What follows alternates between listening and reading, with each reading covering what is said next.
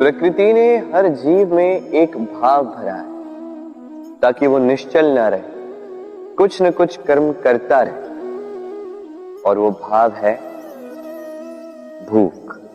संसार में हर जीव, हर पशु पक्षी प्राणी परिश्रम करता रहता है अपनी इस भूख को मिटाने के लिए। परंतु क्या अन्य जीवों की भांति मनुष्य की भूख भी पेट तक ही सीमित रहती?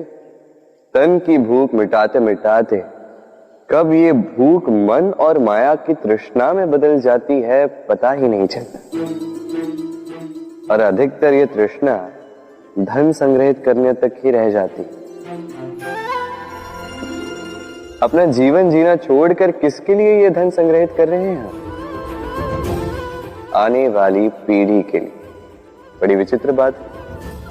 अपना जीवन जीना छोड़कर धन संग्रहित करते करते अपने जीवन का सुख भी मिटा रहे हैं और आने वाली पीढ़ी को कर्म करने से भी बाधित कर। पूत कपूत तो क्यों धन संचय, पूत सपूत तो क्यों धन संचय। अपनी संतान को संस्कार दीजिए, धन नहीं। यदि संतान संस्कारी हो तो अपना स्वयं का एक संसार बना ली। यदि असंस्कारी हो तो आपका बना बनाया संसार यूं ही नष्ट कर दे। इसलिए जीवन में यदि कुछ संचय करना है तो ज्ञान संचय कीजिए, प्रेम संचय कीजिए, और मेरे साथ प्रेम से कहिए राधे राधे। जीवन को रथ कहा जाता है, किंतु क्यों? अब आप कहेंगे कि इसलिए क्योंकि जीवन भी रथ की ही भांति चलता रहता है। किंतु कभी आपने इस रथ को समझने का प्रयास किया? रथ में आगे अश्व होते हैं और पीछे पहिए। ये अश्व आपके कर्म और ये पहिए कर्मफल। ये अश्व जहां जाते हैं ये पहिए उसी के पीछे पीछे आते हैं। यदि आपके अश्व यानी आपके कर्म शुभ सरल मार्ग पर चले तो आपकी यात्रा आनंदमयी होगी। यदि दुष्कर्म के बुरे पथ पर चलें तो आपकी यात्रा गड्ढों और झटकों से युक्त होगी। अब चयन आपका है, आप क्या चाहते हैं? आपकी यात्रा आनंदमयी हो या पीड़ादायी? अपने कर्मों के अश्वों को नियंत्रण में रखें। फल का पहिया सदैव आपको मधुर रास ही देगा। राधे राधे। बताइए श्रेष्ठ कौन? रेशम के धागे बनाने वाला या उन धागों को बुनकर वस्त्र बनाने वाला? निश्चित रूप से वस्त्र बनाने वाला। अब बताइए श्रेष्ठ क्या है? माटी को पूरे तट पर बिखेर कर रख देने वाली बाढ़ या उस माटी को समेट कर उसी से एक मूर्ति बनाने वाला मूर्ति का? निश्चित रूप से मूर्ति का। अब बताइए श्रेष्ठ कौन है? देवताओं और दानवों का वो दल जिन्हें अमृत प्राप्ति के लिए इस संसार में हलाहल फैला दिया, या वो महादेव जिन्होंने इस हलाहल को सूक्ष्म करके अपने कंठ में समाहित कर लिया? निश्चित रूप से महादेव श्रेष्ठ। इसी प्रकार संसार में छोटी छोटी बातों को बड़ा करने वाले श्रेष्ठ नहीं होते, क्योंकि छोटी छोटी नोकझोंकों को द्वंद्व में परिवर्तित करना बड़ा ही सरल है। किंतु श्रेष्ठ सदैव वो होता है जो बड़े से बड़े युद्ध को समझौता बनाकर समाप्त कर दे। राधे राधे। संसार में सबसे कठिन कार्य क्या है? कोई कहेगा पर्वत पर चढ़ना, कोई कहेगा तैरना, कोई कहेगा उड़ना। किंतु क्या ये वास्तव में कठिन है? असल में देखा जाए तो बस ये थोड़े भिन्न है। जो कर्म हमारे लिए करना थोड़े भिन्न हो हम उसे कठिन समझ लेते, जैसे तैरने की कला भिन्न है।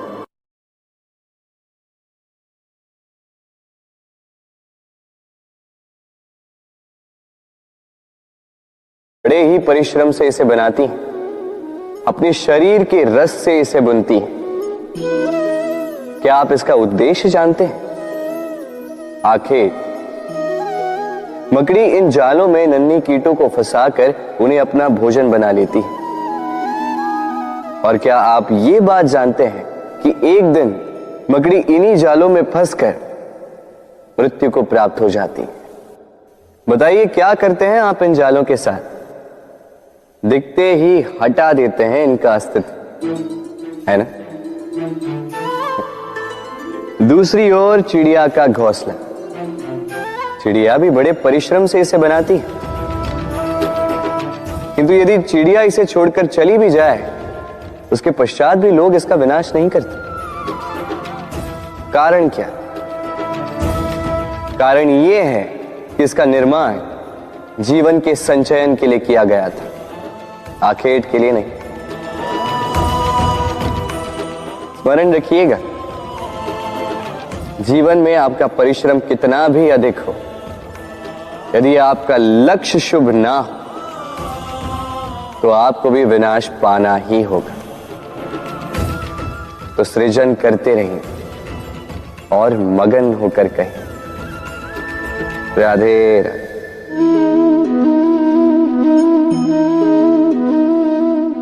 आपके विचार से मैं क्या कर रहा हूं? आप कहेंगे मैं दीपक जला रहा हूं। सही, किंतु प्रश्न ये उठता है कि क्या मैंने आपसे कहा कि ये दीपक है? नहीं। क्या इस दीपक ने स्वयं अपना परिचय आपको दिया?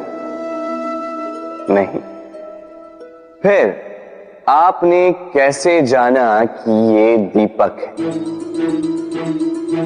उत्तर है प्रकाश, जो स्वयं जलकर अंधकार में संसार को राह दिखाए, वो दीपक है। जो निराशा में आशा की ज्योत दिखाए, वो दीपक है। दूसरी ओर सर्प है, जो दिखे नहीं, बस फुफकार दे तो लोग भयभीत हो जाते हैं। अर्थात व्यक्ति का परिचय उसके कर्मों से मिलता है, इसलिए आपको ये बताने की आवश्यकता नहीं कि आप कौन हैं। ये आपके कर्म ही निश्चित करेंगे कि लोग आपसे दीपक समझकर प्रेम करेंगे या सर्प समझकर भयभीत रहेंगे।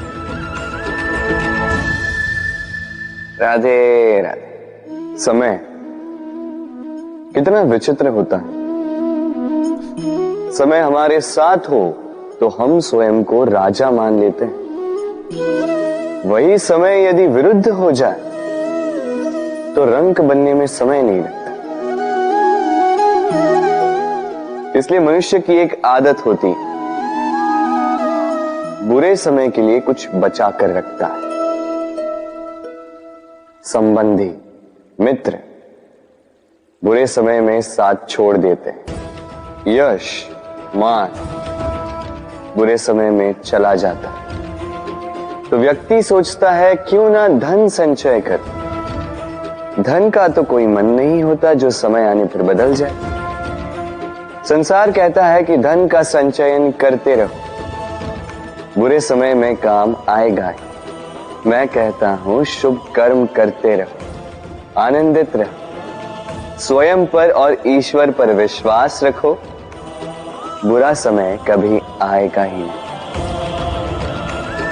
राधे राधे। प्रकृति ने मनुष्य को एक विशेष शक्ति दी है, अन्य जीवों से अधिक शक्ति दी, स्मरण शक्ति। यही शक्ति मनुष्य को अन्य जीवों से भिन्न बनाती, इतिहास लिखने की प्रेरणा देती, ज्ञान को पीढ़ी दर पीढ़ी आगे भी बढ़ाती। और जो भूल जाते हैं, अधिकतर रूप से वो उपहास और दया के पात्र बन जाते हैं। परंतु क्या यही पूर्णतः सत्य है? नहीं। यही स्मरण शक्ति मनुष्य के विकास में सबसे बड़ी बाधा भी बन जाती है, उसके चित्त को दूषित कर देती। बुरे अनुभव, किसी का दिया गया धोखा, किसी का किया गया कटाक्ष मनुष्य भुला नहीं पाता और फिर लग जाता है प्रतिकार में। पहले समय नष्ट करता है प्रतिकार की तैयारी में, फिर समय नष्ट करता है प्रतिकार का अवसर ढूंढने में। यदि संतोष पाना है, यदि जीवन में आनंद पाना है, तो स्मरण शक्ति का सदुपयोग कीजिए। अपनी स्मरण शक्ति को केंद्रित कीजिए केवल अच्छी बातों और अच्छी यादों की ओर। जीवन में प्रसन्नता आए। राधे राधे। मनुष्य अपने परिवार के लिए क्या कुछ नहीं करता, दिन रात परिश्रम करता है ताकि अपने परिवार की आवश्यकता पूर्ति के लिए धन कमा सके। परंतु क्या केवल धन कमाना पर्याप्त है? आप कहेंगे हाँ, क्यों नहीं। धन से सब कुछ मिलता है, विद्या मिलती है, घर मिलता है, औषधि मिलती है, क्या कुछ नहीं मिलता। ये सब एक सीमा तक ठीक है, किंतु तनिक मन से सोच के देखिए, जब बालक रोगी होता है तो वो उस कड़वी औषधि को क्यों पी लेता है? इसलिए क्योंकि उसके पिता ने उस औषधि को धन से खरीदा नहीं, बल्कि इसलिए क्योंकि उसके सामने खड़ा उसका पिता, उसे उन पर विश्वास है। विश्वास है कि वो उसे कुछ नहीं होने देंगे। ये विश्वास, ये संस्कार, ये सीख कभी धन से नहीं मिलती। ये मिलती है उस समय से जो माता पिता ने अपने संतान के साथ बिताया। इसलिए जीवन में धन अवश्य कमाई, किंतु अपने परिवार को भी समय दीजिए, प्रसन्नता मिलेगी। राधे राधे।